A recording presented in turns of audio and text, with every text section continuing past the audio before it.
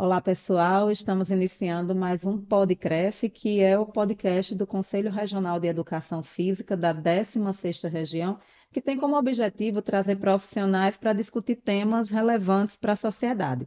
Eu sou Valéria Araújo, sou jornalista e faço parte da equipe de comunicação do Conselho. E hoje nós vamos falar com ela, que é fisioterapeuta e que trabalha com métodos incríveis de tratamento da dor. E não sou eu que estou dizendo isso, viu? São os pacientes dela. Seja bem-vinda, Nayara Silveira. Obrigada, Valéria. É um prazer estar aqui com vocês. E vamos começar logo aqui falando sobre mitos da fisioterapia. Fisioterapia é só para idosos, é para quem sofreu lesões? Para quem é direcionada a fisioterapia? Não, fisioterapia é para todos nós, né? Para quem quiser, para quem precisar. A gente pode trabalhar de forma preventiva. Na verdade, eu prefiro, né, que as pessoas nos procurem de forma preventiva mesmo, antes de complicar as coisas.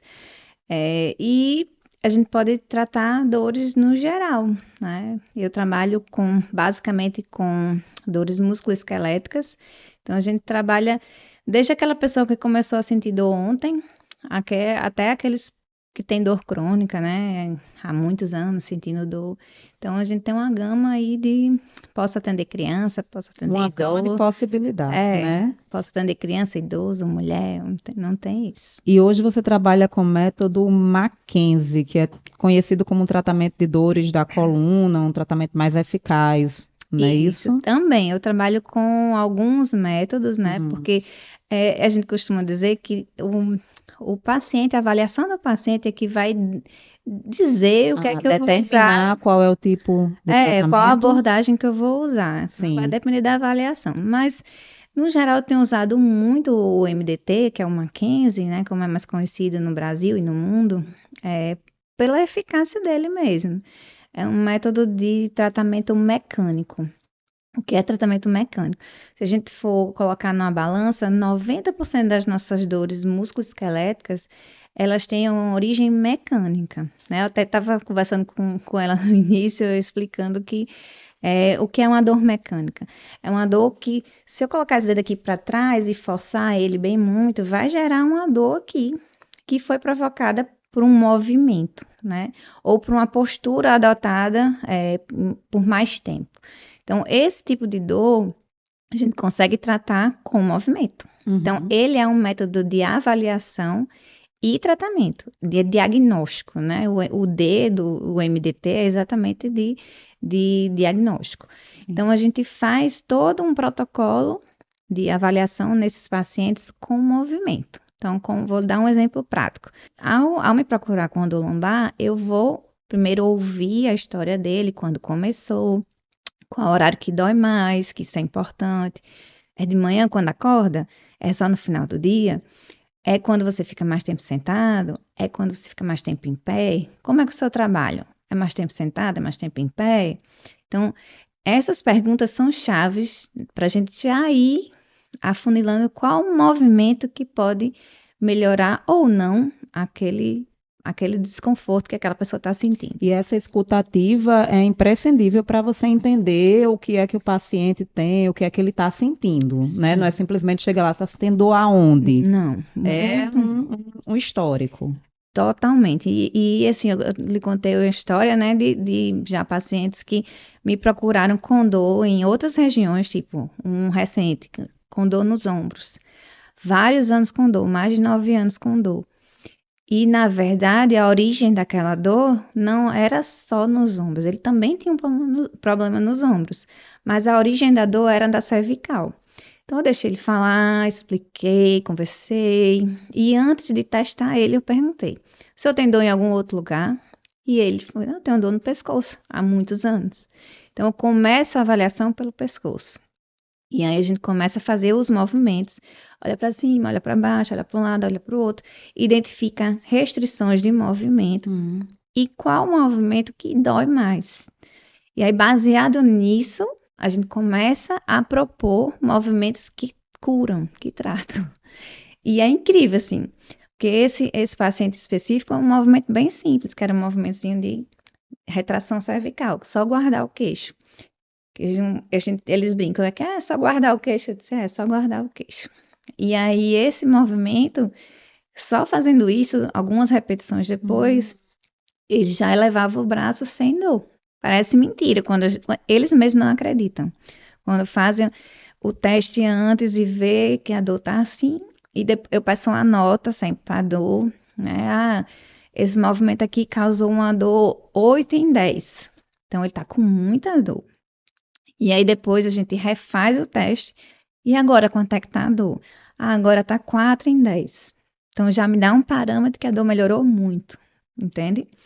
E aí, baseado nisso, a gente vai para as outras partes do corpo da mesma forma. Antigamente, um dos primeiros métodos com o qual você trabalhava, você ainda chegava e tocava e passava a dor. Você vai falar aí um pouquinho sobre essa sua trajetória. E agora ela chega e nem toca, que é exatamente isso que você está falando, né? De fazer uma correção ou um movimento contrário que aí vai acabar com a dor, né? Isso. É porque assim, eu já vim, né? Já estudei muito, e no processo a gente vai achando abordagens que vão se adaptando ao que a gente pensa. Eu nunca me acostumei com aquela fisioterapia que é igual para todo mundo. Então, você tem uma dor no ombro, ela tem uma dor no pescoço, ele tem uma dor no joelho, e o tratamento é igual para todo mundo. Eu nunca me conformei com isso. Eu sempre tive essa ânsia de buscar coisas que me dessem mais embasamento para saber de onde vem aquela dor. Então, um dos primeiros métodos que eu trabalhei foi a fisioterapia articular, que é conhecida como Soie. Então, são manipulações suaves das articulações. Também é muito bom, mas não consegui resolver tudo. Por exemplo, hernia de disco, aquelas dores mais irradiadas para membro inferior, membro superior, era mais difícil de resolver. Demorava mais tempo. Eu até resolvia, mas demorava mais tempo. E aí, quando eu conheci o Mackenzie, me interessei e fui estudar. Eu disse, não, vou atrás desse... E, assim, geralmente são cursos que demoram. Sim. Demora muitos anos fazendo. Mas vale a pena, porque, assim, muda a forma como eu olho para as lesões hoje, para as dores. Eu não chamo nem de lesões, porque muitas vezes a dor não vem de uma lesão específica. A medicina, a fisioterapia, ela vai muito, o paciente vai muito atrás de saber o que é que está doendo. Ah, eu tenho uma dor na coluna, é uma hérnia de disco. Associa a uma doença já conhecida, alguma coisa mais... A entidade que vai te doendo. Eu tenho uma dor na lombar, eu tenho uma hérnia de disco. Né? A gente escuta muito isso. Vou fazer um exame para saber se eu tenho uma hérnia de disco. Eu até prefiro que nem façam, porque muitas vezes a pessoa tem uma dor mecânica. Sim. Que melhoraria rápido, né? Com alguns cuidados, algumas trocas de postura durante o dia, algumas orientações de levantar. Se trabalha muito tempo sentado, tem que levantar algumas horas do dia. Não pode ficar sentado o dia inteiro, que vai dar problema uma hora ou outra, porque esse disco vai desidratar e vai ressacar e vai herniar. Mas não é o fato de você ter uma hérnia de disco. Eu tenho certeza que se eu fizer, eu já tenho 43 anos, então se eu fizer, vai ter algum disco ali que não está muito bacana, mas não tem dor nenhuma. Então, o que importa é a clínica. Então, o paciente está bem. Então, ele tinha uma dor lombar. Eu atendi, ele ficou bem. Mas, porventura, ele fez um exame, já aconteceu lá no consultório. Tirei a paciente da crise, está bem, funcional, trabalhando. E aí ele vem na segunda sessão com cara de enterro, eu digo. O que é que aconteceu? O senhor piorou? Não, piorei não, mas eu recebi meu exame, tenho 2 hérnias de disco. Tá, deixa elas aí. O senhor não tá com dor. Eu não vou precisar me aposentar. Não, de forma alguma. Se eu tenho uma foto de uma coisa que por acaso tá ali, mas isso não era a causa da sua dor. Então, muitas vezes eu prefiro que nem saiba. Sim, e essa questão da mudança de postura que você está falando, né? Eu estava até dizendo aqui, como ficar mais reta e tal. Você tem que mudar de postura. Não tem postura ideal. Não tem postura ideal. Postura ideal é a próxima. É a que a gente vai mudar. É a próxima. Sempre mudem de postura, a cada 50 minutos, a cada hora, porque o que faz doer é O fato de ficar muito tempo na mesma posição é a estase sanguínea, né? Falta sangue, circulação ali, Hum, começa as estruturas a reclamarem por falta de sangue, porque está muito apertada ali naquela posição. Então, imagina eu sentada aqui, ó, bem curvada durante 2, 3 horas. Quando eu levantar, vai doer tudo, né? Então, a gente precisa estar e tem a questão trocando de também, posição. isso, e você vai acostumando, o corpo vai acostumando, né? É, E é. você acaba realmente ficando com uma postura que não é correta. Agora, como é que a gente Lembra? lembra de trocar a postura? Bem, a dor geralmente lembra a gente. Se Sim. você perceber, você vai trocar de postura quando você ficar incomodado. Hum, Mas no caso de pacientes, por exemplo, veio me procurar com uma dor lombar, e eu sei que se ele ficar sentado em flexão, que é aquela sentado relaxado demais, ele vai ter dor, eu peço para colocar alarme no celular a hum. cada hora, principalmente no início. Depois você cria o hábito, como tomar água. Vai Quanto tem que ser criar o para a hábito água? de levantar a cada hora e meia, na pior das hipóteses. Se você tem um trabalho que não pode levantar muito, pode ser estendido um pouco mais, né? Mas às vezes só o fato de ficar em pé ou só trocar de postura já resolve boa parte dos E problemas. falando em postura, eu quero linkar também com a educação física. Como é que funciona aí essa interdisciplinaridade com a fisioterapia? São meus amigos íntimos, eu digo que eu não trabalho mais sem um profissional de educação física ali por perto. Muitas vezes eu preciso entrar em contato com se a pessoa é acompanhada por algum personal, por exemplo, e eu tô tratando aquele paciente, tem uma ciatalgia, por exemplo, uma dor descendo para a perna. Hum, E aí, o profissional da educação física faz alongamento no início. Alongamento é uma coisa boa, né, para todo sim, mundo. sim. Mas naquele momento eu não posso alongar aquele nervo. Então, você entende que é muito próximo Sim. a minha ligação com eles. Então, eu ligo para a pessoa, converso, olha, fulano está em tratamento disso, disso, disso. Nesse momento, eu queria combinar com você. Eu não imponho nada, eu combino. Será possível você trocar o alongamento estático por um dinâmico ou não fazer um por 2 semanas até que ele melhore e tal? Então, é muito nisso. E se o paciente não pratica nenhuma atividade física, eu sempre brinco com eles, olha, aqui tem duas opções. Eu só dou alta para o paciente, assim, zerado, totalmente sem dor. Se ele é sedentário, ele me promete que vai iniciar uma atividade física na mesma semana. Porque hoje a gente sabe que antigamente sempre todo mundo falava, atividade física é muito bom, exercício é fundamental, mas hoje a ciência não consegue mais é, tirar a atividade física dos tratamentos, não é Sim, prevenção. sim. Um paciente com dor crônica, a gente não consegue tratar sem ele estar praticando uma atividade física. É impossível. Eu digo logo a eles.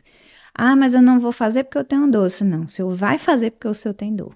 Então, o exercício ele libera endorfina e a endorfina atua diretamente na analgesia. Como é que eu vou tratar uma pessoa com dor se ela não faz atividade física? Então, começa por aí. Então, a minha proximidade com os profissionais de educação física é direta.